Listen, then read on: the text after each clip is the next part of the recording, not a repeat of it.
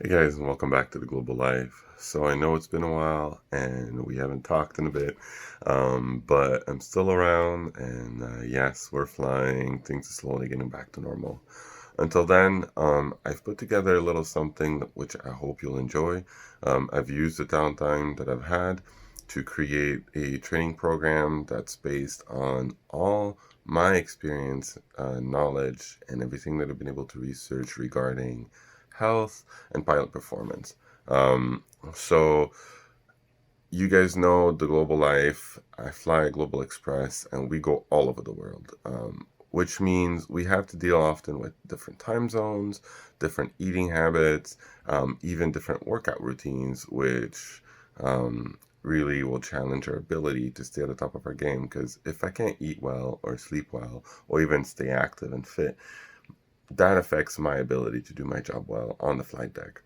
So the Global Life, through the Global Life, I've been able to create a training program, which I hope reflects my my own experience and knowledge, and through which I hope to be able to share with you the tips, the knowledge, the experiences that I've had in how we can make our job safer and more enjoyable as pilots through the use of good sleep, good eating habits, and also good fitness routines. So this will all make sense as we start. But anyhow, this is just a quick introduction, guys. Welcome back to the Global Life. These will be released slowly because there's a lot of work going into them. But I hope that you enjoy them. And if you have any questions, I'm always open to discussions. Leave them in the comments below. And yeah, let's dive right into it.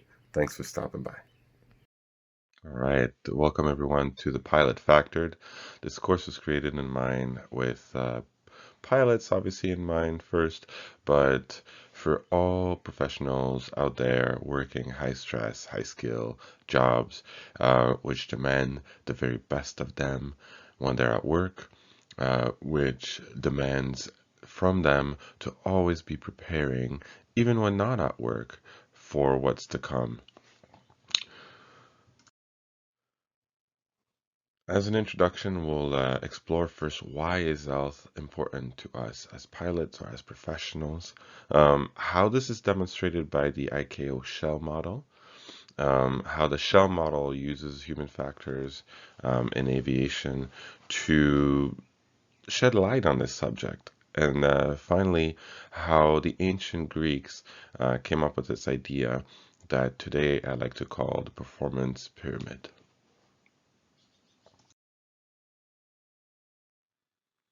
First of all, what's in it for you? That's a big question, right? As we go on with this course, you have to know, well, why am I sitting here taking the time to look at this, listen to this? What's in it for me? Well, any savvy investment banker knows the earlier you start investing, the greater the return on your investment. For me, this started a couple years ago, understanding that my health needed to be my priority. That I couldn't keep on living, eating or drinking whatever I wanted and thinking I could just rebound the next morning right out of bed, either going to work or going on with my life and thinking everything was going to be fine. So to put a little bit of perspective into this, let's look at the numbers. Did you know that 70% of all medical problems are caused by faulty lifestyles? This means that prevention will go a very long way in in reducing the amount of medical problems that we face today. Prevention is the best tool that we have as pilots to ensure our career longevity, to ensure safe, healthy operations while on duty. That means, rules such as, for example, 12 hours bottle to the throttle. This is a preventative rule, which allows us to be ready mentally and physically after drinking some alcohol, for example. Other things like this come into play. when it comes to creating healthy life habits that'll be like investing in our retirement fund.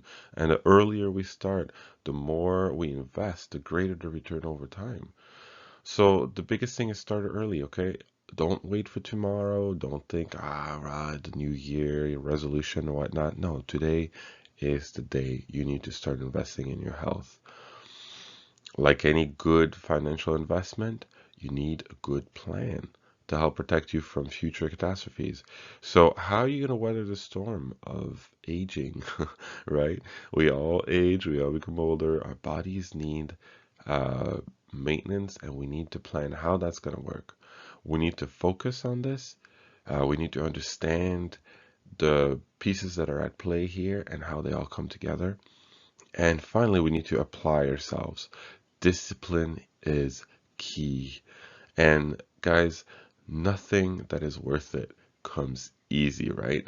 So it's worth putting the effort, it's worth learning and truly diving into this to see how we can invest in our future.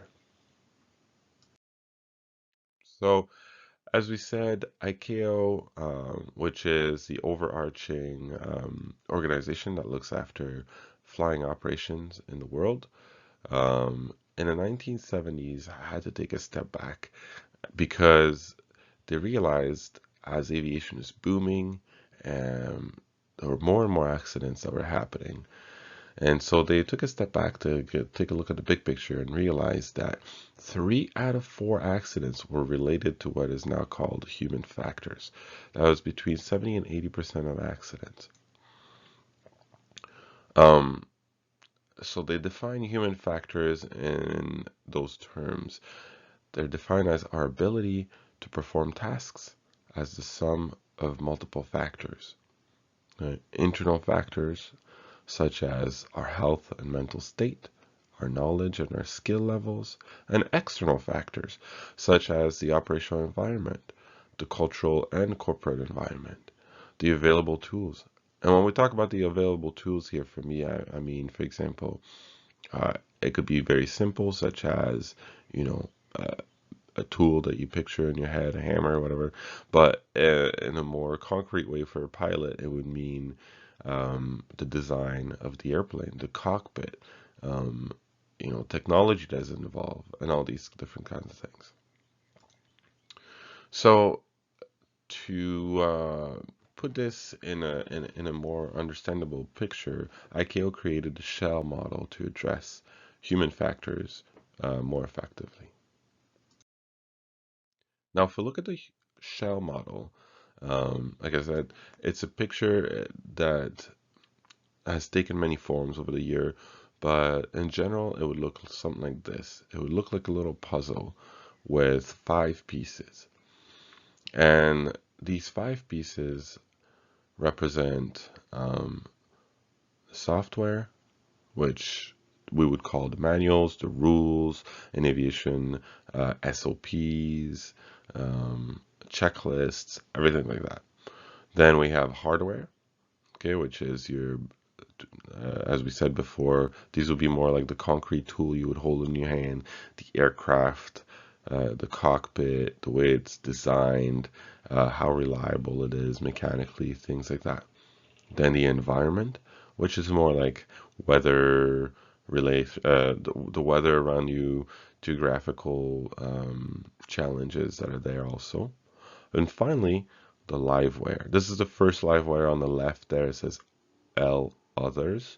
This is every other person that you would be interacting with during the course of your work. And it could be air traffic controls, dispatchers, sales teams, but in any other context, it could also be, a plethora of other people. So keep that in mind. And then finally, in the middle, we have L again, but this is L ourselves, the liveware, the person itself. In our context, it will be the pilots. And this picture gives us a good idea of the relation of human factors versus everything else, right? It's a very dynamic model, and there's many links there that can be broken. And any link here that breaks represents potential for an accident. Now, with us, the liveware element being in the middle, we are the most likely, we're basically the weak link because anything goes wrong, we're in the middle of it all. So since we are at the center of the model that represents a modern operator, it makes sense to really dig deep and try to understand, well, how can we manage that critical piece, right? And obviously it's critical because of its very central role in the model. So we need to be, or the liveware needs to be the focus of most safety efforts. It's not going to be, your hardware or your software. Yeah, sometimes that's going to be part of the answer, but most of the time, 3 out of 4 times, the liveware in the middle has been the weakest link because we're error prone. Okay, we have a tremendous capacity to process information, but we're still very fragile. Our decision making remains very limited, and we'll see why later on. And finally, yeah, as we said, we're fragile. The human body is a complex and living organism that needs to be maintained and finely tuned all the time to properly work at peak efficiency. So if we take a closer look at the human brain, our processing ability, or in other words, our response ability, okay? Our responsibility or our ability to respond is very different from day to day. Same person, same brain, yet somehow, unlike a computer's steady output, our ability to respond greatly diminishes when our brain is running subnominally due to fatigue, due to not being well fed, due to having other concerns on its mind. And why would other concerns be a factor? Well, when we're working, when we're doing something that we are very knowledgeable with. Let's say, for example, for me, flying an airplane takes 80% of my computing power from my brain just to keep the routine actions going. That means that flying the airplane that I am trained and proficient with requires about 80% of my cognitive power. Wow, that is a lot. So that means that I'm left with 20%, only 20% of my brain capacity to deal with other problems, problem solving, decision making, anything that comes up that's out of the ordinary. I only have 1/5 of my computing power left to deal with it. So imagine if you have other things on your brain, on your mind, if other problems are plaguing you from home, for example, worries that are not work related, how much is really left for you to deal with real problems, to operate safely and efficiently? Well, this leaves us with this question then. How do we, as pilots, as high skilled professionals in our line of work, how do we take that 20% then that's left to us and say, well, okay, isn't it our responsibility to really maximize it so that the people under our care get the safest either flight or treatment or anything else that we can provide them with? How do we maximize that brain computing power beyond 20% and reduce performance loss? Well, it has to start at the basis. It has to start at the bottom. And this is taking care of your body first. Before anything in the brain can happen properly, the body needs to be taken care of. Okay, so remember this very easy formula: healthy mind, healthy body equals optimized performance. And we'll come back to that. Um, but if we start with looking at the human machine, there's very basic things that we need to look at: nutrition, is going to be a big role in how your human machine works. Okay, like an airplane or a fancy car, proper grade fuel is primordial for peak performance. Fatigue is going to be the huge one. We'll address it first. It's a major operational limitation that we're going to face on a daily basis. Okay, doesn't matter how well rested you are. Fatigue is always going to be there sneaking around the corner. And without routine maintenance, okay, or rest, in other words, our bodies and minds will slowly fall apart. Now, that takes us to cognition, to the mind finally, which is where we'll be optimizing. This is like really like the fine tuning part where we take that 20% and we squeeze the most out of it, okay? But we'll get to that later. So in order to understand the human performance, peak performance, we have to create a very strong foundation.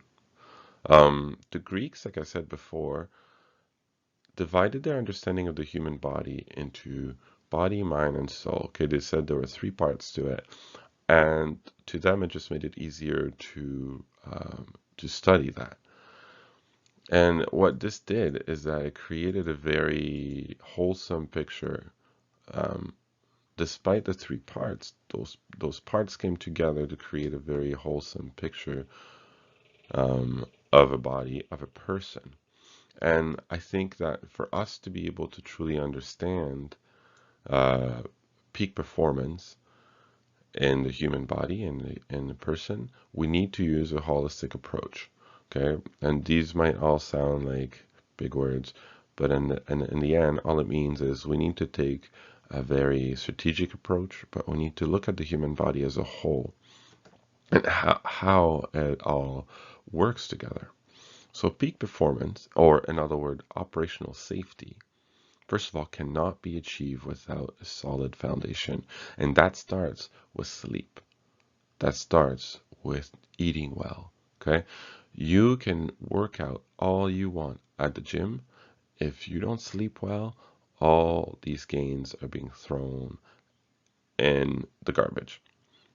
You can work out all you want at the gym, but you cannot outwork a bad diet. You cannot outwork bad nutrition.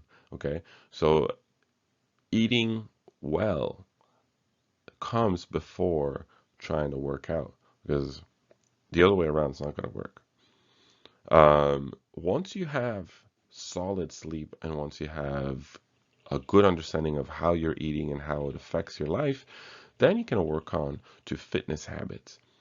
Having a healthy, like that healthy base now, that healthy body will now allow you to move into the realm of maximizing your cognitive abilities. And once all this comes together, you can now achieve your peak performance potential.